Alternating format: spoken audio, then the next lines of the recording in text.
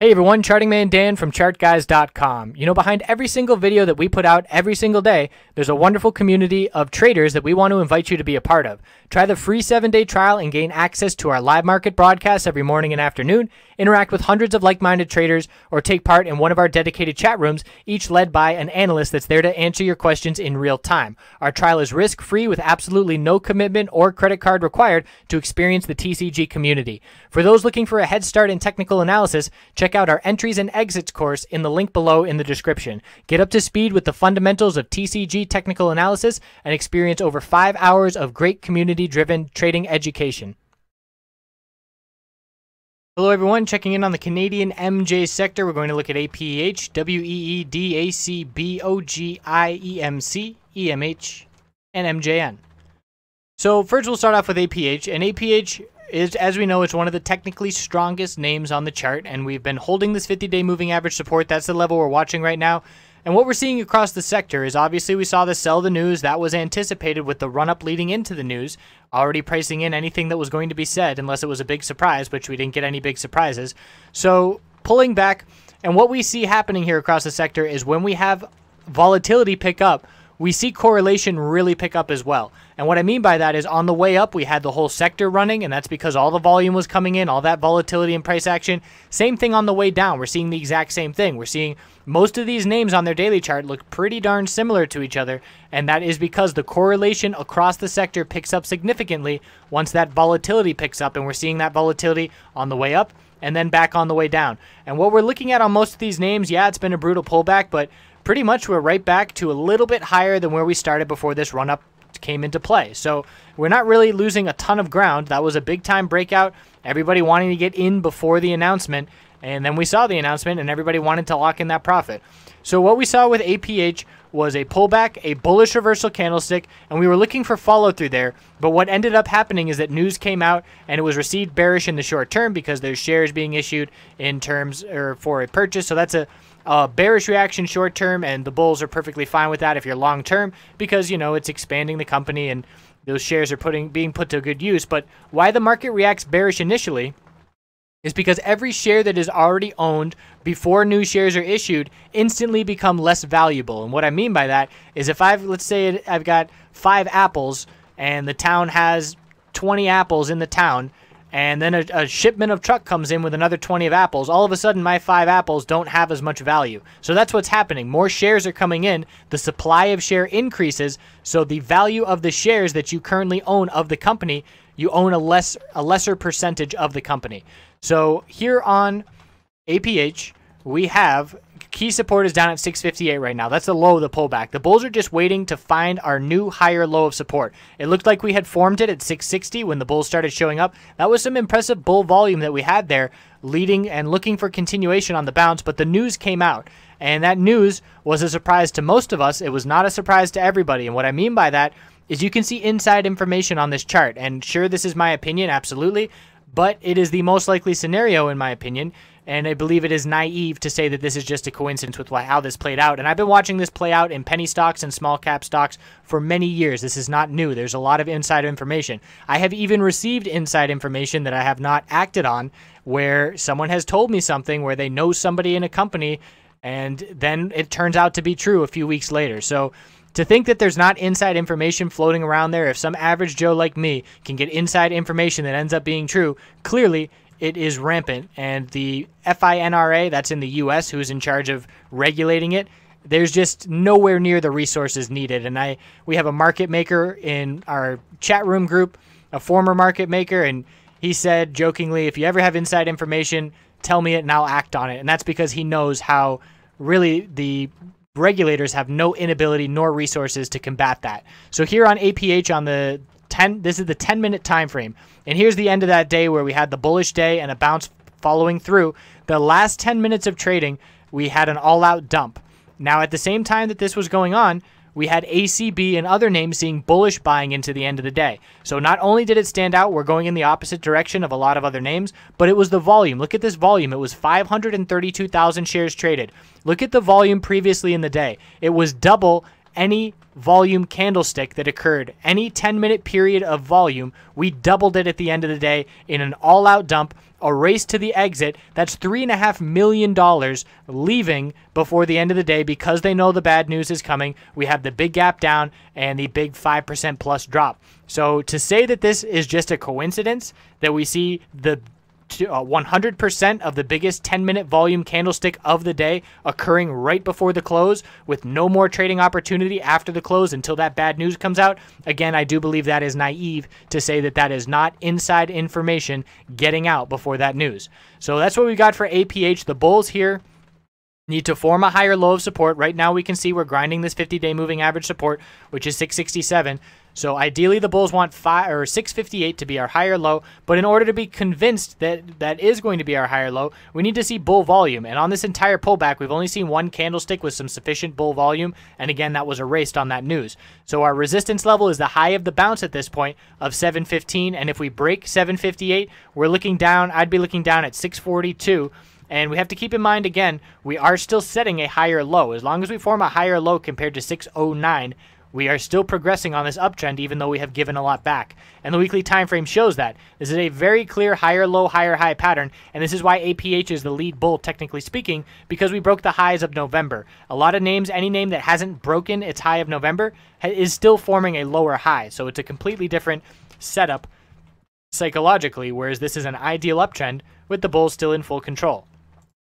So WEED has been pretty weak, and this is a much different looking chart. It used to be the sector leader. It still probably is in terms of market cap and size and all that, but in terms of the technical chart, it is not the lead bull anymore. So a clear lower high and lower low pattern, and we never broke it. We started to see some attempts here. We had 1137, 1125, and 1114. Those are still all lower highs. Look at the amount of red in the past 2.5 months compared to green days. It's hard to just visually pick out multiple green days in a row when looking at this chart because of the amount of red that we see. So we did have an attempt here where it looked like the bulls were close to turning around the trend, where we had our low, still a lower high, higher low, lower high. If we had formed a higher high there and broken 1125, it would have been a completely different setup, but we were unable to do so. Just another lower high and then a lower low, and the bears are strong on WEED. So we're looking down at our low of support at this point. It's 939. It's the lowest price that we've seen in the past 3+ months was hit this week. So 939 is our support. High of the bounce is resistance at 1037. We have multiple inside bars in a row, and that shows a tightening range with the range of Thursday fitting within the range of Wednesday, the range of Friday fitting within the range of Thursday on declining volume. That shows us reaching an equilibrium pattern. If you were to zoom in on the hourly time frame, you would see higher lows and lower highs forming, and we're going to see a clear break on Monday. A break of $10 will be bullish, and we'll be looking at 1023, and a break of 985 will be bearish. We'll be looking at 977 and 939. The weekly time frame for weed is not really that strong. It's changed. We lost the middle Bollinger Band. That was red flag number 1. Since we lost that middle Bollinger Band, we have back tested and rejected from it 4 weeks in a row, and that's 4 weeks in a row. So here's that different setup where weed is nowhere near breaking its all-time high. So this move was just a lower high, and that's why APH is so much stronger, because it got that higher high. So here we are setting our lower high and pulling back. 939 is the low of this week, and after 939, I'm looking down at 915, 895, and 851, and we don't have a ton of supports down in this area. We have those few levels and then 765. So WEED bears have been taking control, and you can see it. Look how much red we've seen since February 13th. So the past 2 months, the vast majority of the weeks are red, and the weeks that are not red are very weak. So WEED, again, if you are a long-term bull, you're not really worried about this. I personally would be, because I am a technical analyst and these charts mean a lot to me. I would be concerned with that middle Bollinger Band being lost, but you have value in the company and you think that it's going to continue going up. Personally, I would see this chart and say, okay, weed's a great company. It's big. It's the leader, market cap. But I want a chart that's in an uptrend, and APH is much more clearly in an uptrend, and that's just me personally. So looking at ACB, ACB had a more significant bounce play out where we hit our low, and this is why this low is that much more confident. The bulls have a lot more confident that the low is set on ACB compared to those other names that we've just looked at. 255 was the low, and we saw a strong bounce all the way up to 290. So we're still trading well above 255. It would take a big time pullback from here to break that level, whereas you look at WEED and APH, and we're not that high above the lows that we have just hit. So ACB bulls are a little bit more comfortable. We've got resistance at that high of 290. Inside bar today with a tight range, and we'll be watching to see which direction we break on Monday. 279, and we're looking up at 290, and a break of 273, and we're looking down at, there's a little gap here. I'd be looking at the gap at 264. So a nice little bounce playing out. Bulls trying to regain some control, and again, after giving all of those gains back, it is still a higher low. So we had our low down here of 253, higher low of 255. Weekly time frame, big upper wick of profit taking, bearish reversal candlestick. And this week we have the lower wick with bulls buying the dip. So trying to keep on here, the higher low, higher high pattern still intact. But again, all-time high has not broken up here. And again, it's not the all-time high, but it's the new listing high that we had here in the U, or I should say on the TSX. But it's up at 395, and we hit a lower high here of 348. So another reason, APH, higher highs, new all-time highs, certainly very bullish. OGI is making a decent recovery as well. It too has multiple inside bars in a row. So you can see all these names are doing the same thing. Declining volume, range is shrinking, and if you zoomed in on the hourly time frame, it would be higher lows and lower highs showing a tightening range. So the bulls are a bit more confident here as well because we're so far above our low of the pullback. 247 is support, and on a very tight range on Friday. So on Monday, if we break 285, we look up to 297, and on Monday, if we break 278, we look down at 267 and 260. So tight ranges are set to break on Monday, and with those breaks, we're going to see an increase in volatility and an increase in volume. So people that are trying to day trade these names have probably been a little bit frustrated the end of the week here with a lack of follow-through on Thursday and Friday, but they can see this tightening range, and they know there's going to be a break of these tightening ranges on Monday. Weekly time frame for OGI, trying to recover after the big-time pullback, but even then, we are still seeing a pretty decent recovery. We did reject from the upper Bollinger Band resistance, but look how far we pulled back for months and months and months, and then once the bulls did show up, in 3 weeks, we gained back about 3 months of downside. So that's how quickly the bulls regained that level, and that was very impressive. Admittedly, I had taken my eye off OGI because it was in a clear downtrend, but it very quickly turned things around, and then again it saw that run up with the sector, that correlation picking up. So where we stand on the weekly time frame from here, this 50-week moving average is important. We have held it on a couple of tests. It's at 270, 217 and ascending.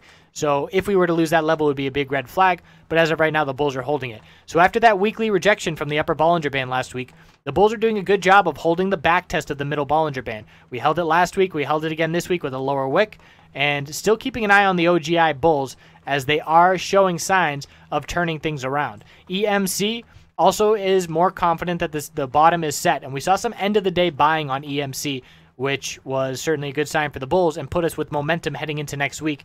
So we have a low of 239. I believe someone said that it was on BNN. I believe BNN is the Canadian business channel, but that might have been a reason for the run-up. So 239 support and a nice close at the high of the day, 288 currently resistance.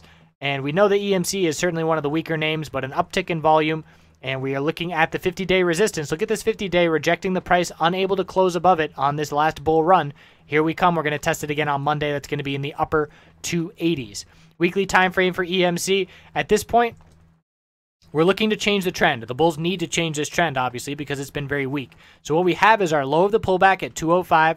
The high of the bounce is 338. Now we have our higher low at 239. The bulls have to make that 338 to see a higher low and a higher high and shift the trend that is currently still favoring the bears because it's just lower highs and lower lows at this point. So 239 is a must hold and 338 is a must break for the bulls to turn things around on the weekly time frame.